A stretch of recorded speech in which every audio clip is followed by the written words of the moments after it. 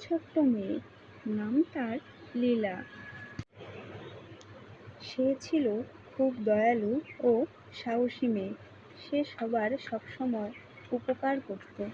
একদিন সে বন থেকে ফেরার পথে একটি আহত পাখি উদ্ধার করে নিয়ে আসে। রাত্রে সেই পাখি পরী রূপে এসে তাকে ধন্যবাদ দিল। পরীটি লীলাকে এক জাদুর কাঠি দিল, যা শুধু ভালো কাজেই ব্যবহার করা যেত। লীলা কাঠি দিয়ে গরিবদের সাহায্য করতে শুরু করল। গাছপালা, পশু পাখিকে সেবা করতে শুরু করল। তার ভালো কাজে গ্রাম বদলে গেল, সবুজ ও সুখ সমৃদ্ধি ফিরে এলো। পরীটি একদিন আবার লীলার কাছে এলো ও লীলাকে বলল, তুমি সত্যিকারের নায়িকা।